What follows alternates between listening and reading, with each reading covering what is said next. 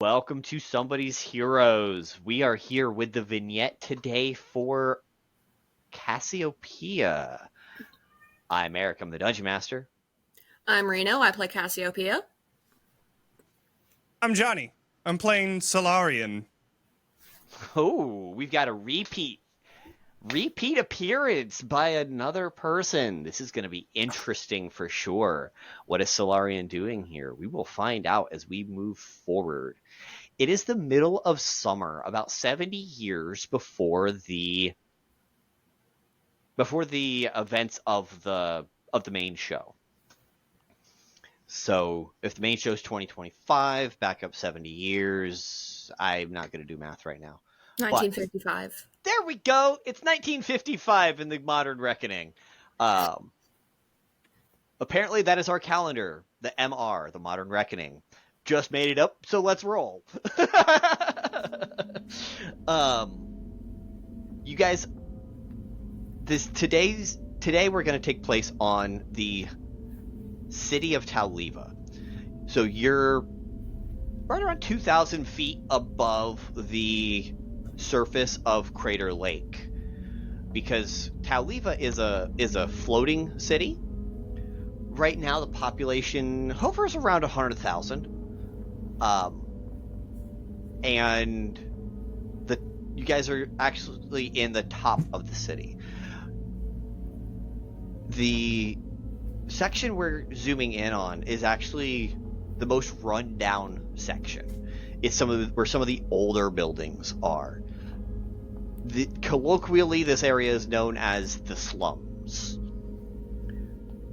Does not explicitly describe the type of people who are here all the time, but it does describe what the buildings look like and how the vibes are.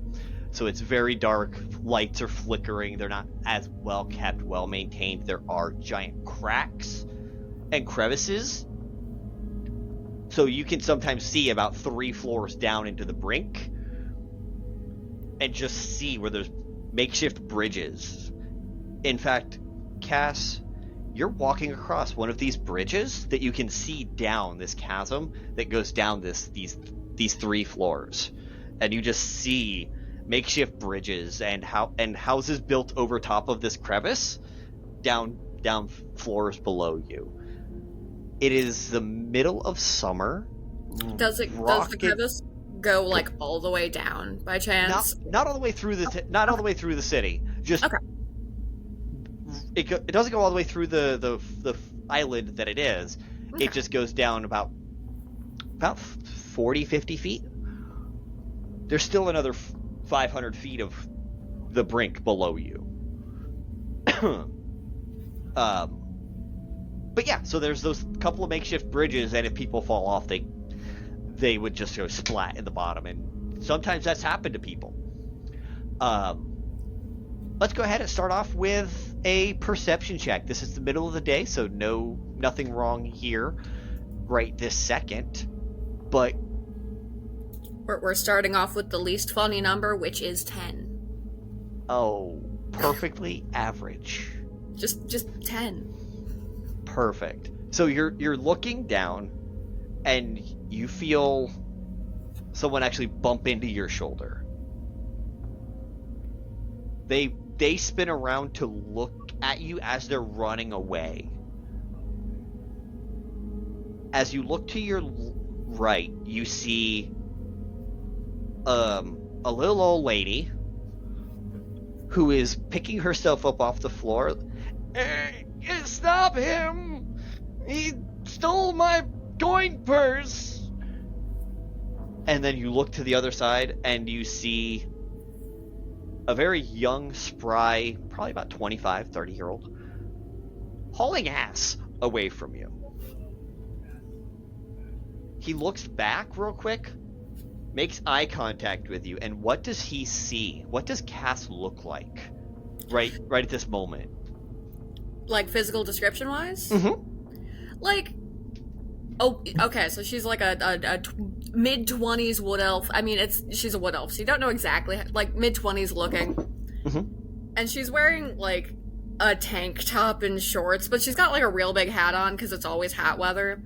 And she is just so sweaty and uncomfortable and unhappy, and also confused because she's been ran into and shouted at in the last 10 seconds, and she's like, well, stop. You know?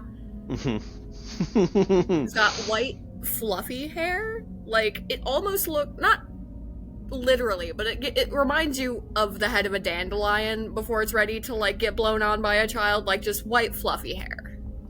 Oh. Okay. Fantastic. He looks back, and he's just gonna keep running. Right now, he's only about 15 feet away from you. There's like a half second of confused hesitation, but she's like, I guess we're doing this now, and she gives chase. Perfect. Now, Solarian, you're walking through a different side road past this. You hear the commotion going off to the side. I'm assuming your passive is like 15 or higher. Yeah. Indeed it is. So you hear this commotion going on the next street. Like if you go to the next street, take a right. But you're on your way right now to a business meeting at Tautech on the other side of town. So the slums area also holds the docks. So a lot of people who want to come into the city in less presumptuous and presenting ways use the docks over in these areas, unless they're trying to conduct business, and then they can park wherever they need to. But so you're just passing through to get to your business meeting because no one needs to know you're here. And you hear this ruckus going off on the corner. And so we'll scoot right back to Cass chasing this guy. When she gets within if she gets within about 5 feet of him, she's going for a full body tackle. What is Cass's base speed? 35. 35. Okay, so a couple of rounds go by.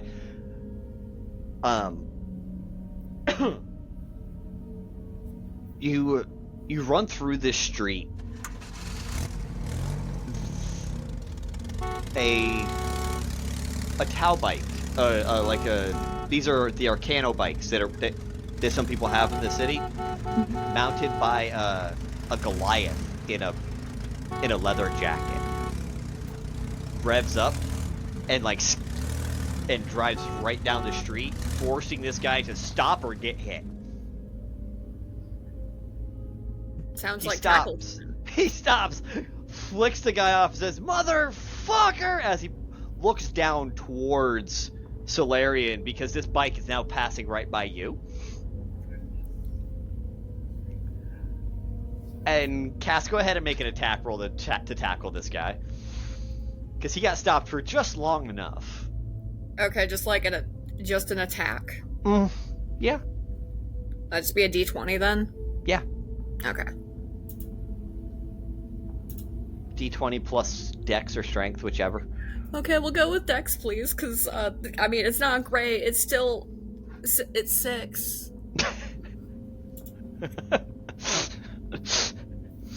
So you don't hit him, but you manage to bump him in the same way he bumped you? Can I, with that, simply grab on as a child grabs onto, just by the arm, by something? If I'm on the ground, I'm grabbing his leg, you know? Okay, go ahead and free action, just grabbing on his fucking leg.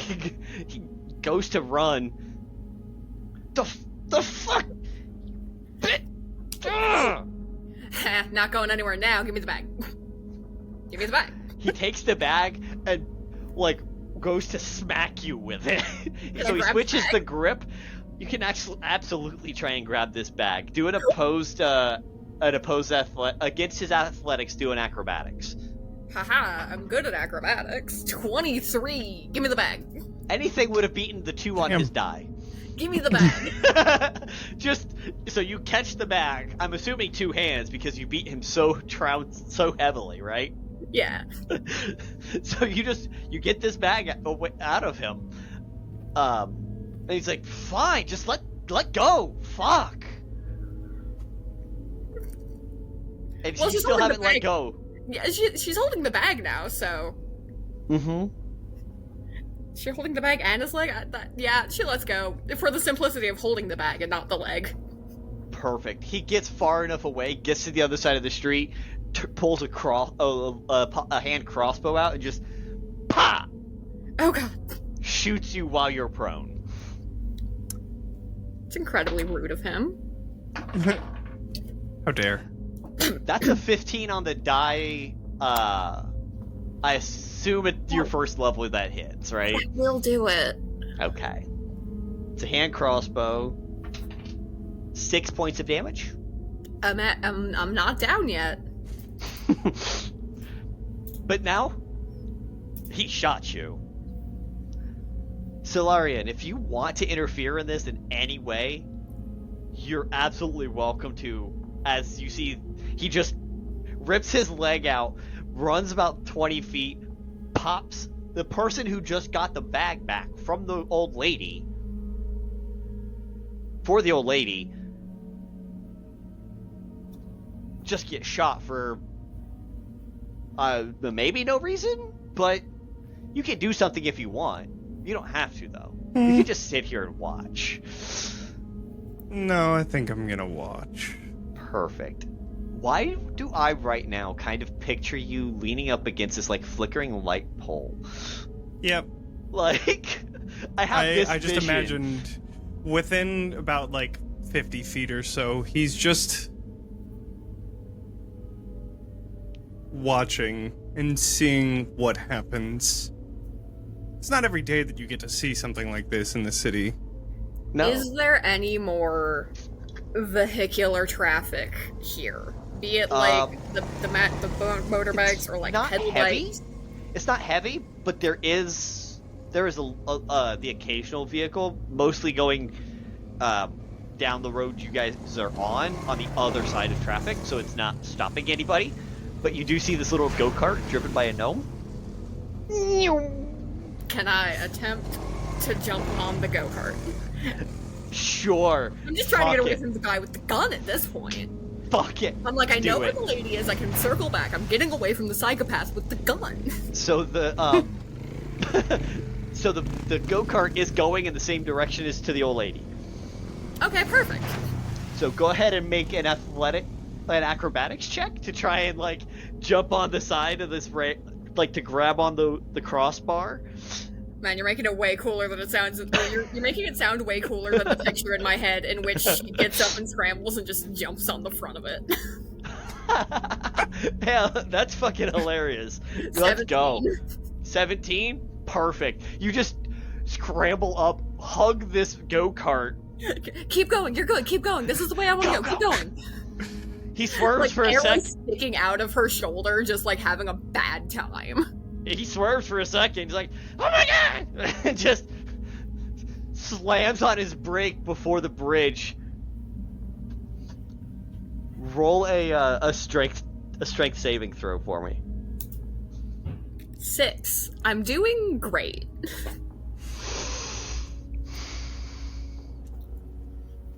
Fun. So remember that falling thing I said happens to some people? Okay, so I want to frame the falling thing that happens to some people in that. Okay, so the go-kart slams on the brakes, and she does not have a good grip on the front, and is full body flung off of it. And the lady's just like on the other side of the bridge, and she does manage to kind of like toss the bag to the lady before just like Yeah. ragdolling off the bridge. Perfect. This boom, boom, boom. Woo! So you're falling about 45 feet right now. I think right about now is when I'll come in. Just look at what happened, see them fall off. Huh. And then I will walk over to the edge, and then I'll wing out and just start floating down. And What if does I can catch her, that's great. If I can't, well, oh well. What does Solarian's wings look like to the little old lady in this gnome they are- right now?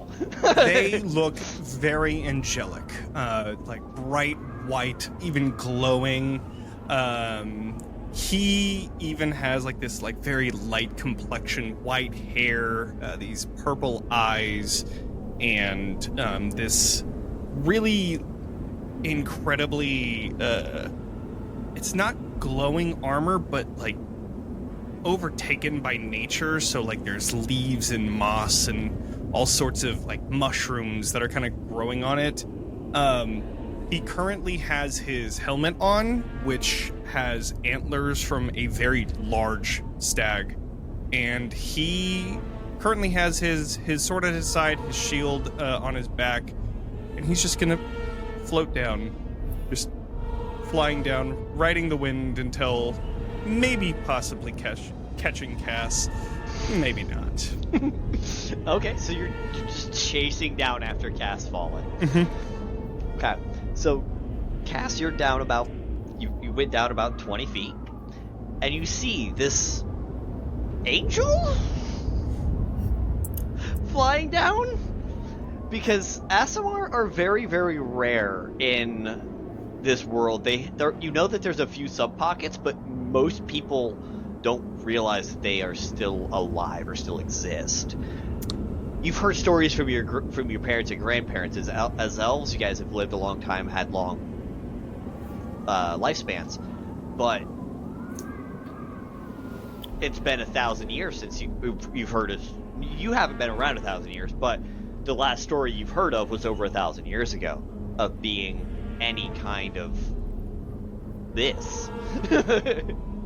Her what she assumes are her last thoughts. She mutters under her breath, "This isn't how I wanted to die."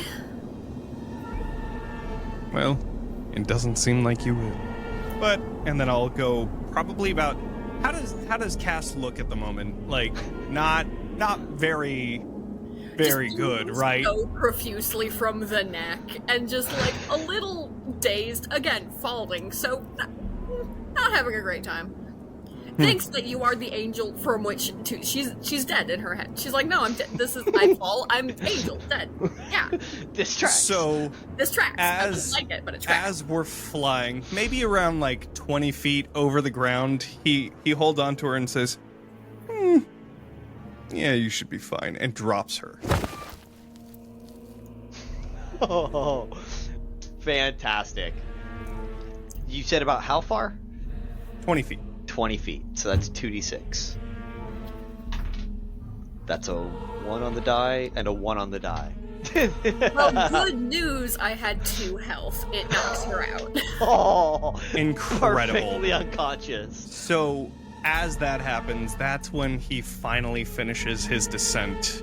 And then he's just gonna kind of look, first off, going to make sure that she doesn't die. Or actually, she's stable. No. Actually, we'll get down and kind of wake her up in her unconscious, dying state. I can save you right now. I can make sure that you are alive and well. Who shot me? What? That doesn't matter. Listen. Are you God? I can be. What's wrong with this dude?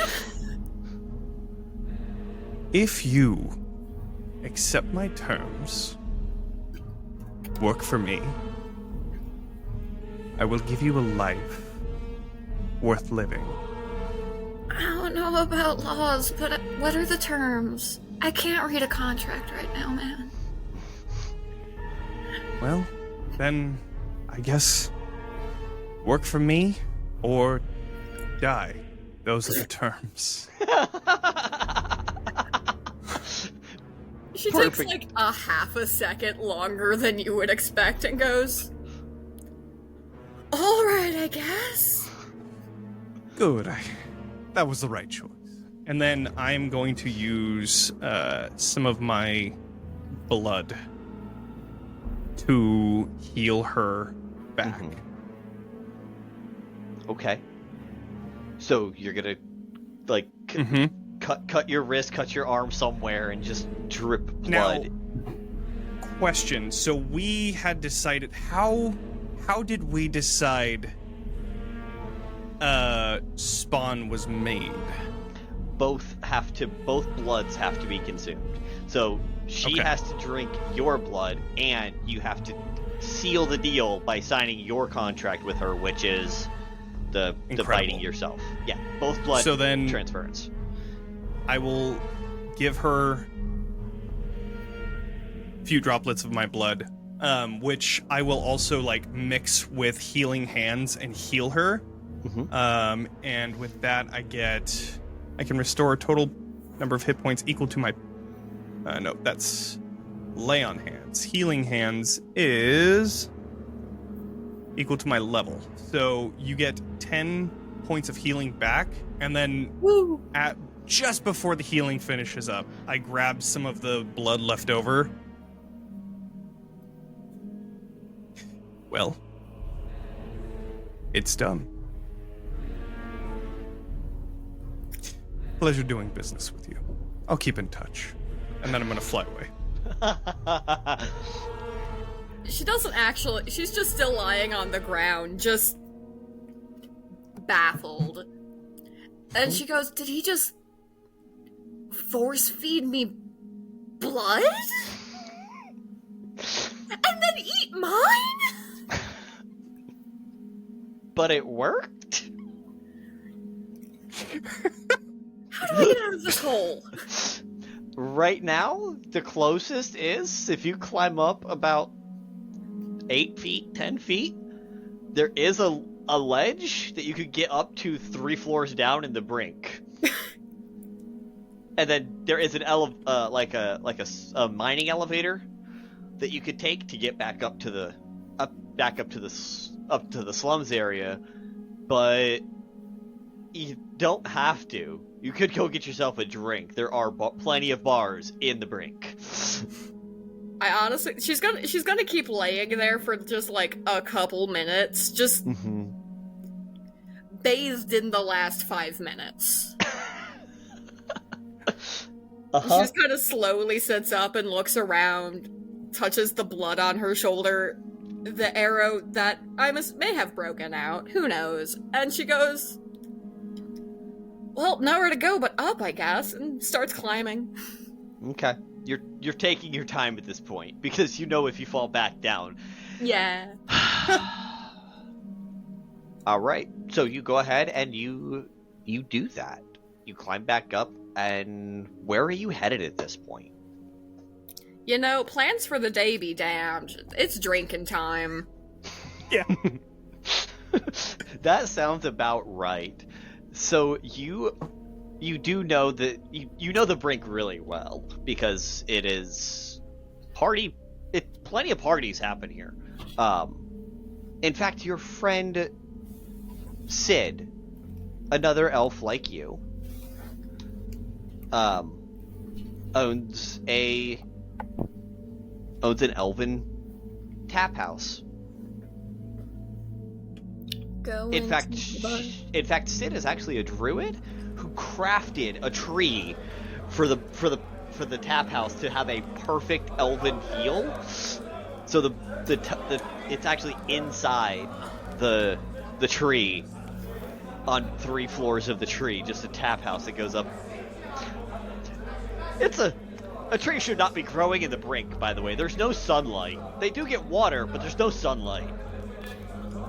But as you're walking through the brink, you see the houses and the rooftops and stuff. As you're going through some alleys, you see that between the houses there actually are like 2x6s, 2x8s that run between the rooftops to create an additional walkway path up there, because there's enough people who don't like to walk on the main road. And even higher than that, like 4 feet from the ceiling of this level, and most levels, right between 4 and 6 feet, there is pipes and walkways for maintenance men to use to keep an eye on the plumbing and the pipes to get the sewage out of the city and down into the lake. This is a very modernized city. Like, it's not for lack of anything. You know, if you made it home, you could get a nice hot shower and all of that. Like, it's just, wow. This is a fairly modern civilization. But as you're going into Sid's tap house, we're actually going to pan on over real quick. Solarian, as you flew up and out of that crevice, you're flying up above the slums for just a split second, and you see the vastness of the slums. It's about a fifth of the city. Off to the left-hand side, you see the actual docks and the shipping warehouses, where like the cargo airships park. Ahead of you, you see the merchant district where a lot of the sales are made. To the far right of you is the church and the wild magic. Magic is actually entirely uncontrolled over there unless it's divine. So super dangerous for arcane users over there. Everything acts like a wild magic table. Right? And then beyond that, you do see the spires of the government sector, and you can see the lights in the far distance on the other side of the city. You can see the lights coming from the academia, and you actually happen to see an explosion happening off on the far side where there is the inventors section, where you know science happens all the time. In fact, that's where you were headed. Because Tau Tech is a business, and you were headed to the R&D division, specifically to figure out what was going on. Well, as he lands onto the ground, he'll kind of just brush off anything that may have gotten onto his armor, and then and begins walking towards that sector or section. Mm-hmm. All right, so it takes a little while, and as you get there, this explosion actually isn't still there, but you can see the char marks and the light flames that happen post-explosion right around a giant crystalline formation. Probably about 15, the longest crystal is probably about 15 feet in length, coming out of the ground. I will do a divine sense real quick. Okay. Just to see if there's any celestial fiends or undead that are at play here. And that is within, 30, 60 feet? 60 feet. 60 feet. You do not detect any undead. You detect a little bit of divine, but it's not like celestial. There might be a cleric or something here as a medic, right? Sure. And then fiendish, you do detect this very small blip, but it's one you expect because one of the scientists you guys hired has an imp. So everything seems to be on the level for what you know about your explosion sector. Okay.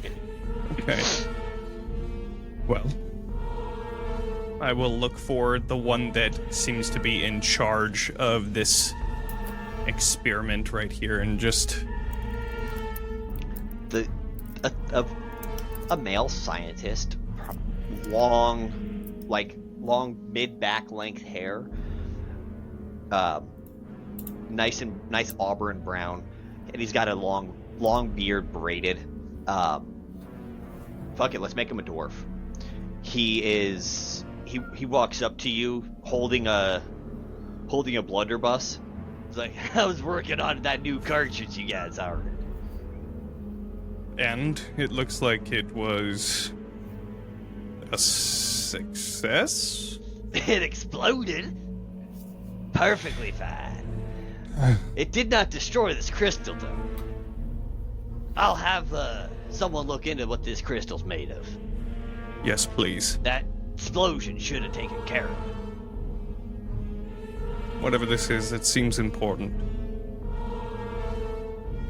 Is there no other updates? Yeah, we got a few criminals that have been captured over the last 20 years. Good. If you need them. Yes, please. Where are they? Oh, they're in the cellar. Here, I'll take you.